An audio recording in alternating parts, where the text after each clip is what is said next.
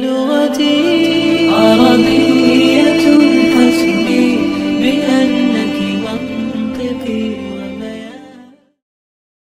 রমাদান উপলক্ষে ইনসাইটস এর বিশেষ আয়োজন তারাবির সালাতে কোরআনের বার্তা।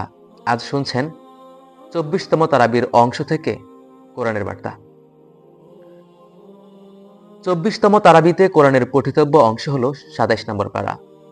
এ পারায় রয়েছে সূরা জারিয়াতের শেষার্ধ, সূরা তুর, সূরা নাজম, সূরা কমর, সূরা রহমান, সূরা ওয়াকিয়াহ ও সূরা হাদিদ। ঘটনাবলী: কাফিরদের অবাধ্যতা ও ক্রমাগত সীমালঙ্ঘনে যখন প্রিয়নবী সাল্লাল্লাহু আলাইহি ওয়াসাল্লাম কষ্ট পাচ্ছিলেন, তখন তাকে সান্ত্বনা দিতে কয়েকজন নবী রাসূলের সংগ্রাম মুখর জীবনের আলোকোৎসটা সংক্ষিপ্তভাবে তুলে ধরেন আল্লাহ তাআলা, যার কিছু অংশ বিগত পারায় অতিবাহিত হয়েছে, বাকি অংশ আজকের পারায় আলোচিত হয়েছে। লূত আলাইহিস সালাম এর সমকামী জাতিকে শাস্তি দিতে ভূমি উল্টে দেওয়ার পাশাপাশি আসমান থেকে বিশেষ পাথর নিয়ে এসেছিলেন ফেরেশতাগণ। যে পাথর যার জন্য বরাদ্দ হয়েছিল, সে পাথরে তার নাম লেখা ছিল। তাদের শাস্তির চিহ্ন জর্ডানের ডেড সি ইত্যাদি আমাদের শিক্ষার জন্য আজও অক্ষত রয়েছে। সুস্পষ্ট নিদর্শন আসার পরও ফিরাউন মুসা আলাইহিস সালামকে জাদুকর, উন্মাদ বলে অপমান করে। পরে সে নিজেই ঘৃণিত হয়ে সমুদ্রে নিমজ্জিত হয়। আদ জাতির উপর এসেছিল ঝড়ো হাওয়া। এই হাওয়া যে বস্তুর উপর অতিবাহিত হয়েছে, তাই চূর্ণ বিচূর্ণ হয়ে গেছে। সামুদ জাতির পাপিষ্ঠদেরকে সাময়িকের জন্য ফুর্তি করার সুযোগ দেওয়া হয়। এরপর বিকট শব্দ তাদেরকে ধ্বংস করে দেয়, যা তারা চেয়ে চেয়ে দেখছিল। নূহ আলাইহিস সালাম এর ফাসেক সম্প্রদায়কেও পাকড়াও করেছিলেন আল্লাহ তাআলা। তারা নূহকে গালমন্দ করেই ক্ষান্ত হয়নি, বরং হত্যার হুমকিও দিয়েছিল। পরিণামে আকাশের দুয়ার খুলে বৃষ্টি নামে, ভূগর্ভ থেকে বেরিয়ে আসে প্রসবন, উভয় প্রকার পানি মিলে সৃষ্টি হয় মহাপ্লাবন, যাতে নিমজ্জিত হয়ে ধ্বংস হয় অবাধ্যরা। সব যুগের সকল নবী রাসূলকে পাপিষ্ঠরা জাদুকর বা উম্মাদ বলে অবজ্ঞা করেছিল। অবাধ্যতার পরিণাম তারা দুনিয়াতেই ভোগ করে গেছে। ঈমান আকীদা। সূরা হাদীদের শুরুতে মহান আল্লাহর প্রশংসা এবং অনেকগুলো গুণ উল্লেখ করা হয়েছে। আকাশমণ্ডলী ও পৃথিবীতে যা কিছু আছে সবই তার তাসবিহ পাঠে রত থাকে। তিনি মহাপরাক্রমশালী ও প্রজ্ঞাময়। আকাশমণ্ডলী ও পৃথিবীর রাজত্ব তারই। তিনি জীবন দান করেন, তিনি মৃত্যু দান করেন। তিনি প্রতিটি বিষয়ের উপর মহা ক্ষমতাবান। তিনি আদি, তিনি অন্ত। তিনি ব্যক্ত, তিনি গুপ্ত। তিনি সর্ববিষয় সম্যক অবগত। তিনি আকাশমণ্ডলী ও পৃথিবীকে 6 দিনে সৃষ্টি করেছেন। ভূমিতে যা প্রবেশ করে আর যা ভূমি থেকে বের হয়, এবং আকাশে যা উঠে এবং আকাশ থেকে যা নামে, সবই তিনি জানেন। সকল বিষয় তার কাছেই প্রত্যাবর্তিত হবে। তিনি রাতকে দিনের ভেতর আর দিনকে রাতের ভেতর প্রবেশ করান। তিনি মনের মধ্যে থাকা সৎ বিষয়ও জানেন। প্রিয় নবী সাল্লাল্লাহু আলাইহি ওয়াসাল্লাম এর মুখনিসৃত বাণীগুলোও ওহী বা আল্লাহর প্রত্যাদেশ।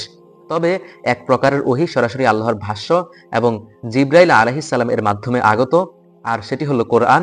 আর অপর প্রকার ওহী হলো নবীজির মুখ দিয়ে বলানো আল্লাহর প্রত্যাদেশ, যা হাদিসের অন্তর্ভুক্ত। আল্লাহ তাআলা বলেন, তিনি নিজ থেকে কোনো কথা উচ্চারণ করেন না। তিনি যা কিছু মুখ দিয়ে বলেন সবই ওহী, যা তার কাছে প্রেরণ করা হয়। মুশরিকরা লাত, উজ্জা ও মানাতের মূর্তিগুলোকে বিভিন্ন জায়গায় স্থাপন করে পূজা অর্চনা করত। এসব মূর্তির অসারতার কথা তুলে ধরে আল্লাহ তাআলা বলেছেন, এগুলো কেবল মানুষের তৈরি কিছু মানুষ নাম, এদের কোনো ক্ষমতা নেই। আকাশমণ্ডলী ও পৃথিবীর রাজত্ব কেবল আল্লাহরই। ঈমানের অন্যতম গুরুত্বপূর্ণ একটি রোকন হলো তাকদীরের প্রতি বিশ্বাস। সূরা ফুরকানে আল্লাহ তাআলা বলেছেন, তিনি সবকিছু সৃষ্টির পর যথাযথভাবে অনুপাতে নির্ধারণ করেছেন। সূরা কমারে বলেছেন, নিশ্চয়ই আমি প্রতিটি বস্তু সৃষ্টি করেছি যথাযথ নির্ধারণের সাথে।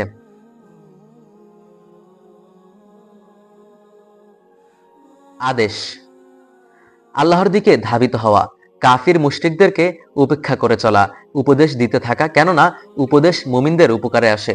প্রতিপালকের আদেশের উপর অবিচল থাকা, তাহাজ্জুদের জন্য বা মজলিস থেকে ওঠার সময় রাতের কিছু অংশে এবং তারকারাজি অস্ত যাওয়ার সময় আল্লাহর প্রশংসা সহ তাসবিহ পাঠ করা। পরিমাপের ক্ষেত্রে ইনসাফের সাথে ওজন করা, আল্লাহ ও তার রাসূলের প্রতি ঈমান আনা, আল্লাহর দেওয়া সম্পদ হতে আল্লাহর জন্য ব্যয় করা, আল্লাহকে ভয় করা এবং রাসূলের প্রতি ঈমান আনা। নিষেধ: আল্লাহর সাথে অন্য কোনো উপাস্য সাব্যস্ত না করা, পরিমাপে জুলুম না করা, ওজনে কম না দেওয়া। জীবনের মূল উদ্দেশ্য: জিন ও মানুষকে আল্লাহ তাআলা তার ইবাদতের জন্যই সৃষ্টি করেছেন।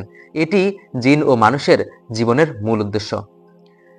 যে কথা বলতে গিয়ে 5 বার শপথ করেছেন আল্লাহ তাআলা।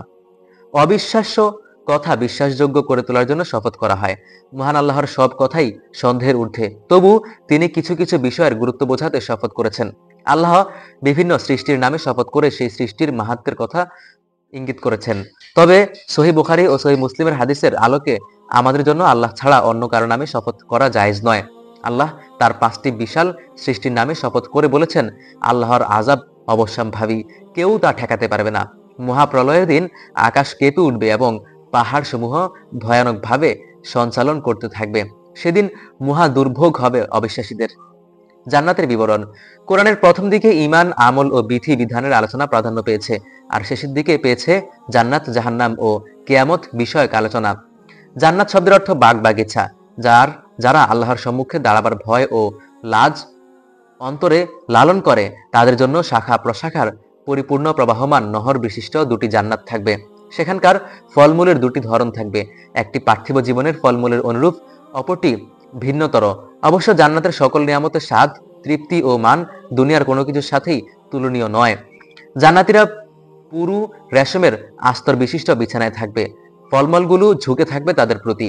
সে উদ্যানে তাদের জন্য পদ্মরাগ ও প্রবালের মতো আনত নয়না সুন্দরী কুমারী স্ত্রীগণ থাকবেন। ঈমান ও আমলের গুণগত তারতম্যের ভিত্তিতে জান্নাতের নিয়ামত রাজিতে তারতম্য থাকবে। সূরা ওয়াকিয়া জান্নাতীদের স্বর্ণখচিত উঁচু আসনে মুখোমুখি হেলান দিয়ে বসে থাকার বর্ণনা রয়েছে। পানপাত্র, জগ ও প্রসবন নিঃসৃত স্বচ্ছ সুরাপাত্র নিয়ে চিরকিশোর সেবকেরা ঘোরাফেরা করবে। সেগুলো পানে তাদের মাথা ব্যথা হবে না, তারা চেতনাহীন হবেন না। তাদের জন্য থাকবে অফুরন্ত ফলমূল, পাখির গোশত ও লুকিয়ে রাখা মুক্তোর মতো আয়তলোচনা হুর। তারা হবে প্রেমময়ী ও সমবয়স্কা। জান্নাতীরা সেখানে কোনো অহেতুক ও পাপের কথা শুনবে না, তারা শুনবে কেবল শান্তিপূর্ণ কথা। জাহান্নামের ভয়াবহতার বিবরণ। যারা জীবদ্দশায় আল্লাহর ইবাদত থেকে বিমুখ হয়ে পার্থিব ভোগ বিলাসে মত্ত ছিল এবং আখিরাতকে অস্বীকার করে বড় বড় পাপাচারে লিপ্ত ছিল, সেসব বাম হাত বিশিষ্ট, অর্থাৎ যাদের বাম হাতে আমলনামা দেওয়া হবে, লোকেরা থাকবে উত্তপ্ত বায়ু ও ফুটন্ত পানিতে, যা না হবে শীতল, না হবে উপকারী। জাক্কুম অর্থাৎ দুর্গন্ধ, তেতো ও নোংরা ফল নিয়ে তাদের উদর পূর্ণ করা হবে, যা গলিত তামার মতো পেটে ফুটতে থাকবে, এবং তৃষ্ণা রোগে আক্রান্ত উটের মতো ফুটন্ত গরম পানি পান করবে তারা। রাসূলের প্রতি ওহী নাজিলের বর্ণনা এবং মিরাজের প্রমাণ। সূরা নাজমে রাসূল সাল্লাল্লাহু আলাইহি ওয়াসাল্লাম এর রিসালাতের বিবরণ দেওয়া হয়েছে। ওহী নিয়ে জিবরাইলের আগমন বিষয়ে মুশরিকদের সংশয় ছিল। এ সূরায় মুশরিকদের এইসব সংশয়ের অপনোদন করা হয়েছে। জিবরাইল আলাইহিস সালাম রাসূলের কাছে মানুষের আকৃতিতে এলেও রাসূল সাল্লাল্লাহু আলাইহি ওয়াসাল্লাম তাকে মূল আকৃতিতে 2 বার দেখেছেন। তার একটি ছিল নবীজির অনুরোধে, অপরটি ছিল ষষ্ঠ ও সপ্তম আকাশে সিদরাতুল মুনতাহার কাছে মিরাজের রাতে।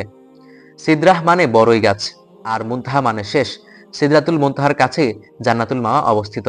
সিদরাতুল মুনতাহা অতিক্রম করার অনুমতি ফেরেশতাদেরও নেই। মিরাজে প্রিয় নবী সাল্লাল্লাহু আলাইহি সাল্লাম আল্লাহর বহু নিদর্শন অবলোকন করেছেন। মুশরিকদের কাছে 10টি প্রশ্ন।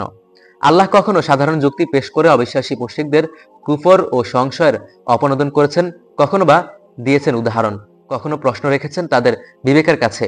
সূরা তুরে মহান আল্লাহ বিরতিহীনভাবে সেরকম 10টি প্রশ্ন রেখেছেন মুশরিকদের প্রতি। সেগুলোর ব্যাপারে নির্মোহভাবে চিন্তা ভাবনা করলে তাদের কাছে ঠিকই সত্য উদ্ভাসিত হবে। চাঁদ দ্বিখণ্ডিত হওয়ার মুজিজা। এক চাঁদনি রাতে মক্কার মুশরিকরা নবুয়তের প্রমাণস্বরূপ অলৌকিক কোনো নিদর্শন দেখানোর দাবি করে। আল্লাহর নির্দেশে প্রিয় নবী চাঁদের দিকে আঙ্গুলের ইশারা করলে অলৌকিকভাবে চাঁদ 2 টুকরো হয়ে 2 পাহাড়ের প্রান্তে চলে যায়। মুশরিকরা এই মুজিজা প্রত্যক্ষ করে রাসূলকে জাদুকর আখ্যা দেয় এবং তার নবুয়ত অস্বীকার করে। উল্লেখ্য, চাঁদ দ্বিখণ্ডিত হওয়া কিয়ামত নিকটবর্তী হওয়ার একটি আলামত। যে প্রশ্ন এক সূরায় 31 বার এসেছে। আল্লাহর নিয়ামত সমূহের বর্ণনা। সূরা রহমানের মূল বিষয়বস্তু। আল্লাহর অজস্র অনুগ্রহের কথা স্মরণ করে ঈমানের সৌরভে উদ্দীপ্ত হতে সূরা রহমানের তুলনা নেই। এ সূরায় 31টি স্থানে আল্লাহর অনুগ্রহ উল্লেখ করে প্রশ্ন করা হয়েছে, অতএব হে মানুষ ও জিন, তোমরা তোমাদের রবের কোন অনুগ্রহকে অস্বীকার করবে? পার্থিব জীবনের কর্মের আলোকে কিয়ামতের দিন 3 ভাগে বিভক্ত হবে মানুষ। প্রথম, অগ্রগামী দল। তারা আল্লাহর নৈকট্যপ্রাপ্ত ও উঁচু স্তরের জান্নাতি হবেন, যেমন নবী রাসূল ও উঁচু স্তরের মুত্তাকি বান্দাগণ।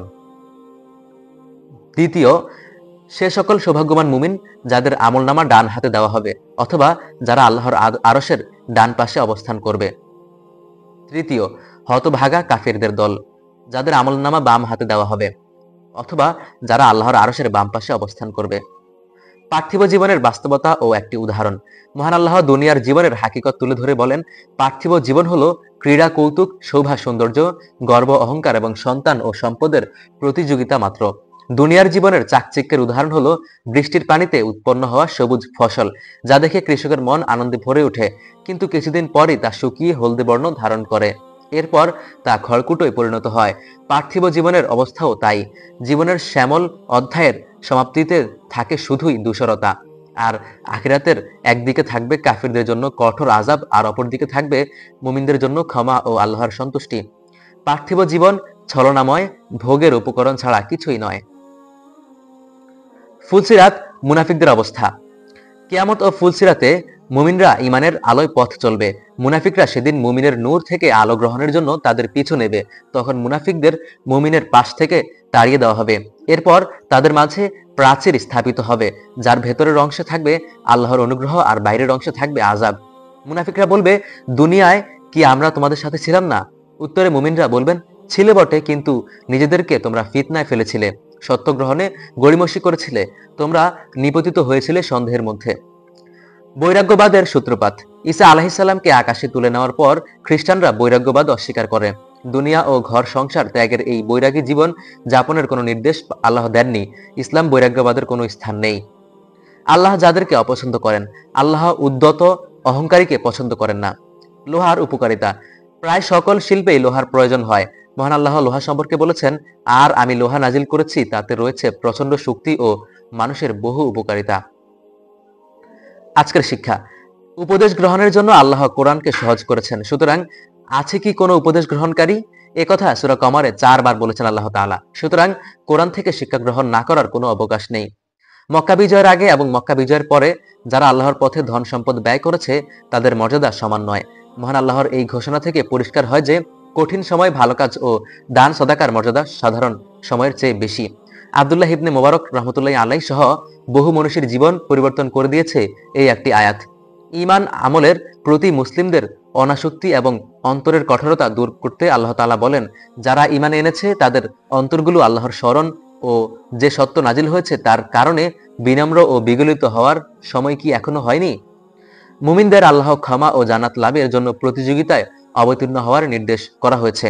সুতরাং ভালো ও ন্যাক কাজ প্রতিযোগিতামূলকভাবে করা উচিত।